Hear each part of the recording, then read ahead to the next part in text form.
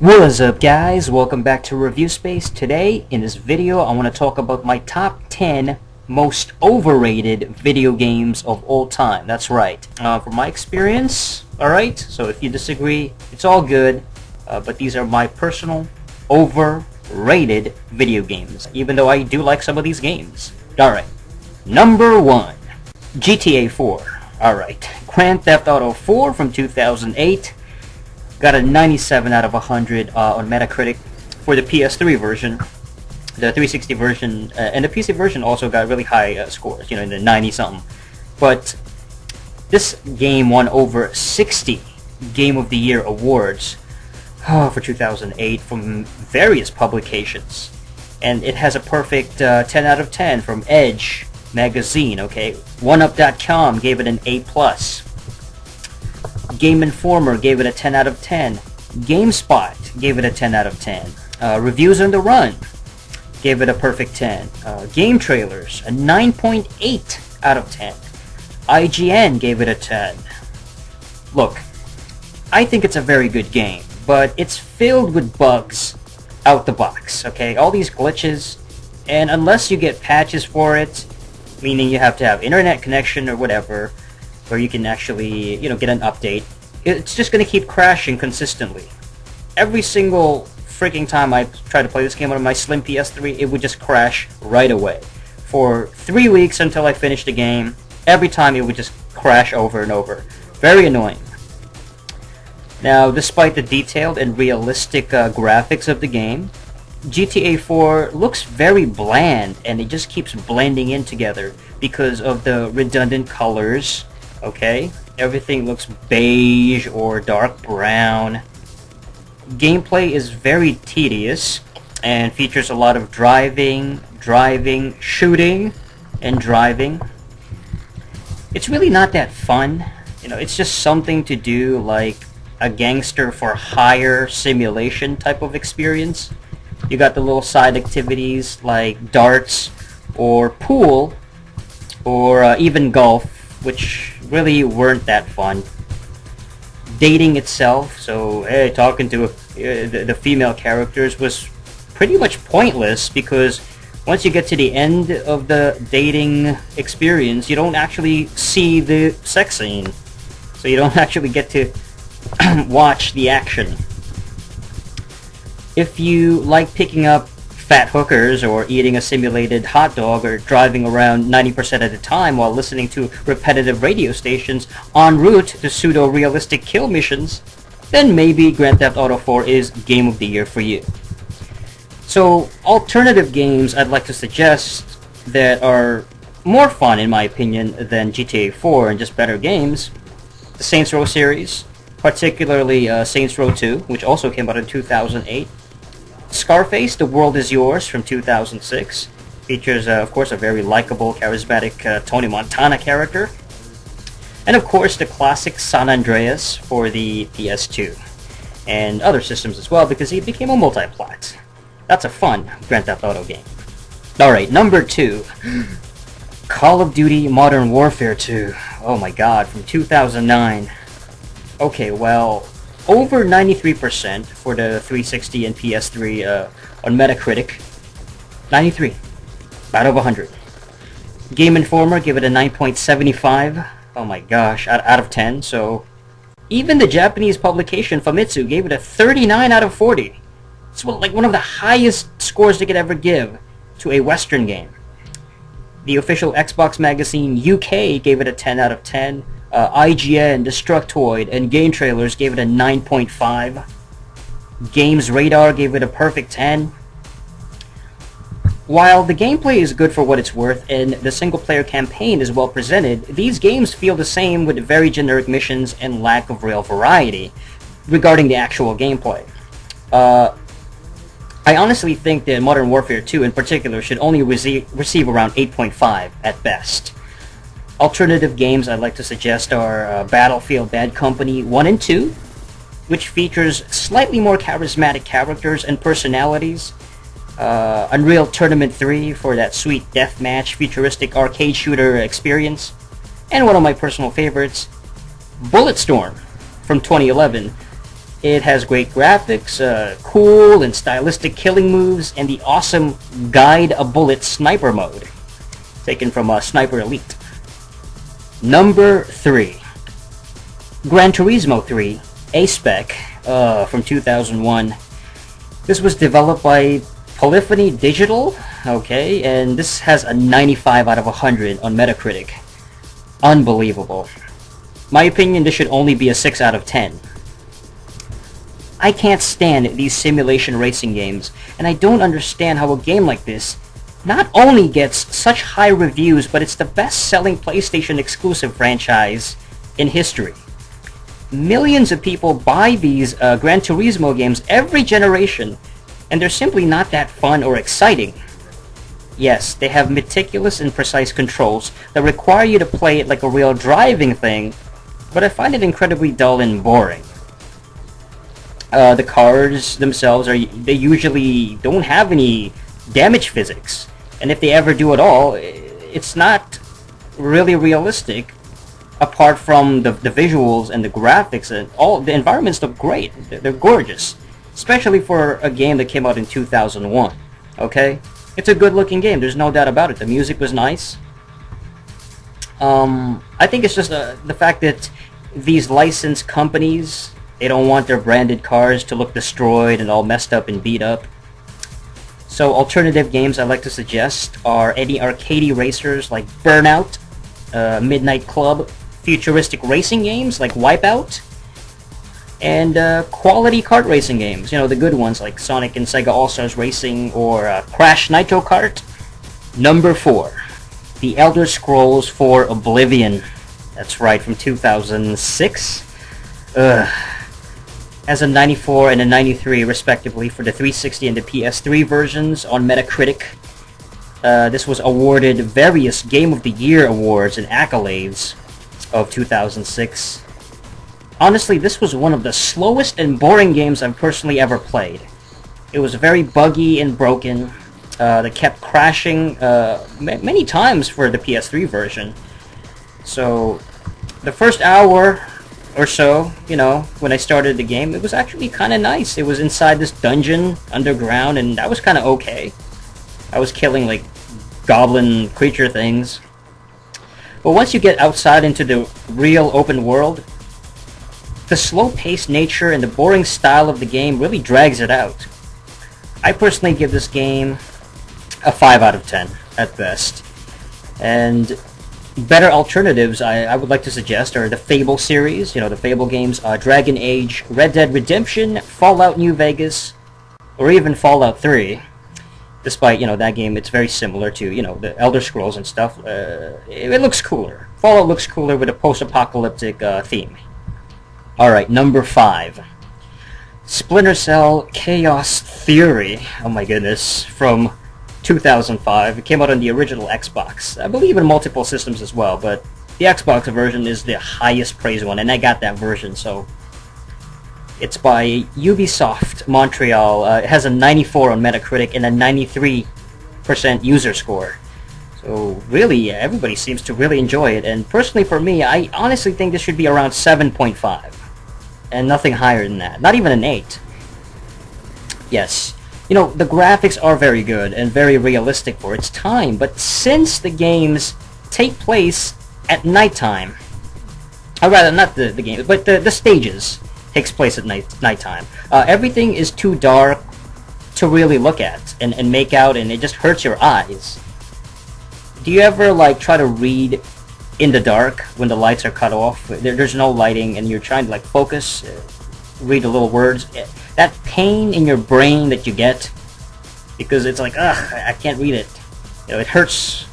Can't concentrate. The gameplay itself is very decent for a stealth game.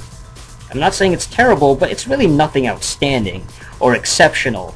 I personally enjoyed better stealth mechanics in other games like Metal Gear Solid or Chronicles of Riddick, Escape from Butcher Bay, Assault on Athena, all that stuff, and Manhunt. I like these stealth games better. Alright, number 6. Gears of War. Ooh, the first one from late 2006 by Epic Games. This has a 94 out of 100 on Metacritic. This, I think, should be around an 8 out of 10 at best. And even the Metacritic user score is around 8.3. So I think the fans themselves understand that this game is overrated. Basically, the premise is not really original. We've seen this over and over again. It's been overdone to smithereens. The storyline isn't particularly compelling. And the graphics, they're good for 2006, but it just looks really muddy today. And it hasn't really aged well. I think the biggest problem that I have, though, with Gears 1 is the repetitive and simplistic campaign. The gameplay is just straight up shooting, cover, shooting.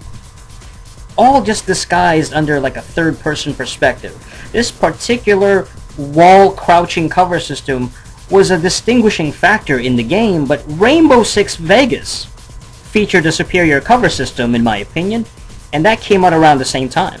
Late 2006.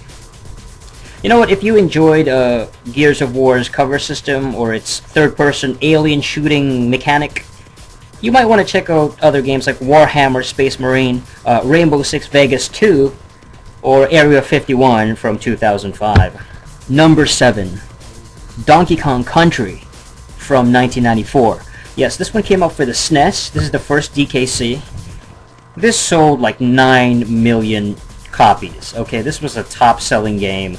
It's got over 90% on game rankings, including 9.2 yeah, out of 10 from EGM, 9.5 from Game Informer, and even named Game of the Year by EGN. Ridiculous. I don't know if it's 94 was such a crappy year. I mean, my God, didn't Super Metroid come out in 94? Right? I mean, and Donkey Kong Country gets Game of the Year? Oh boy. Now, it is kind of interesting because Famitsu, the Japanese reviewers, gave it a 31 out of 40, which you might think would be the kind of justified offset, you know, realistic review. It's like, oh, well, there are fair people out there, and understandably so, but I think it's just a matter of the Japanese realizing how crappy it is, and they just want to bash like a Western game, especially a not-so-original game like this, because DKC had really good graphics. Even for today, you know, it looks good, and the music was really good too. It was top-notch. But that's not enough. It's a very simplistic platforming game, and it blatantly rips off Mario. And then when you run, you know, you hold the button, I think you hold Y, in order to pick up an item, like a barrel, and then throw it at enemies, you know, jumping on enemies, all that. We've seen that before a million times. So it's got a consistent lack of originality and hackneyed gameplay. Donkey Kong Country should really be around 8 out of 10 at best. A better alternative, in my opinion, would be the superior sequel, Donkey Kong Country 2. That's right, Diddy's Conquest, which featured a stronger soundtrack and more creative level designs. And I also suggest other platformers like Kirby Superstar and Yoshi's Island. Oh, and Ristar for the Genesis. Alright, number 8. Street Fighter 4 for, well, 2009. Actually, it came out in 08, I know, in arcades, but the console versions, the PS3 version got 94 out of 100. Oh my God! But check this out. The user score, 7.2. Wow, look at that difference in you know, realistic, actual gamers putting it in its place. Personally, I would have given it a 7 out of 10. So it's right around there. And nothing more. What's the biggest problem with Street Fighter 4? There's a lot. It's like, this feels just like the previous games in the series. It's very nostalgic.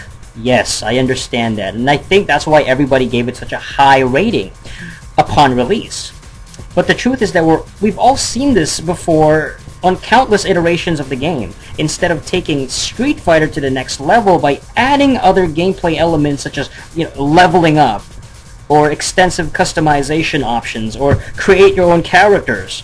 We get a very dry and bare-bones game, and of course, in traditional Crapcom blue balls fashion, we get 30,000 more updates to the fucking game, because clearly this was an incomplete, unfinished version, and we should all feel stupid for wasting money on it. Look, if you want a better game, just get Street Fighter 2, the Alpha series, Street Fighter 3, all from the 90s. Or any of the crossovers like Marvel vs. Capcom or SNK vs. Capcom. Number 9. GoldenEye 007. Oh, yes, I went there. 97 and 64. This was praised as the most influential FPS of all time and one of the greatest in the genre. But the user score should be closer to around 7.5, maybe even an 8, back in the day. I never liked this game, even as a kid from the 90s. Me and my friends, or my friends and I, would play GoldenEye split screen, and it always gave me headaches. It just made me feel nauseous. I never found James Bond appealing in the first place. I'm not a big James Bond fan, could care less about the character. And the graphics haven't exactly aged well. It looks like crap now. It looked like crap 7 years ago. A better game that I can recommend would be like Perfect Dark, for the N64. That's a really good game. Had more interesting premise and characters, cooler weapons. Not to mention the Time Splitter series, which actually carried the tradition of the gameplay of GoldenEye, but it's actually better. It's got cooler characters, cooler stage designs, and customization. Alright, number 10. To round out the list of the top 10 overrated games of all time, Resident Evil 4. This was hailed as 2005's Game of the Year. Alright, getting 96 out of 100 for the GameCube and PS2 versions on Metacritic. It's one of the highest rated games ever, but in reality, I think this game is only around like 8.5. Maybe a 9. But I don't even that is too high. Like, I give it like an 8.7, 8.8, like, at best, on a really good day. There's a lot of problems. The incredibly scripted storytelling, the horrible dialogue, and the small talk between the characters, I just found incredibly insipid. The prosthetic stage designs, which feel more like theme park sets instead of a real actual organic place. So you're in the middle of the woods one time, and then you're walking on a wooden bridge or plank like Peter Pan, and then you're in the middle of a body of water. You're fighting this giant sea monster thing like Pirates of the Caribbean, and then you're off touring the castle, saving the fucking princess and helping her escape like Star Wars. It's ridiculous. And as far as, the princess, Ashley is just another damsel in distress. She's practically useless in every way, shape, or form. She aimlessly follows you around until, of course, she gets destroyed or she gets fucking kidnapped and she can't defend herself at all. I mean, I don't hate the game, it's just that it's far from perfect. I like the boss fights, they were kind of cool. I like the weapon system. I like the pacing, the whole thing where you're saving and then you get to an area, you beat the boss, and then you go back to that area. So it has a very completist feel to it. And everything is tied together, and I like that. But I don't think it's the greatest of its kind. This game is not the best representative of its style, even though, yeah, it was very influential, and I appreciate that, but I'd like to recommend the similar games that were basically, you can consider them rip-offs. I don't care, that's fine, but they're better, in my opinion. Cold Fear. Cold Fear is good. And Dead Space. That's right, Dead Space. These have all the good parts of Resident Evil 4, minus the stupid crap. Okay, so that's my top 10 overrated games, and guess what? If you don't agree with it, again, it's all good. But keep in mind, these games are overrated as hell.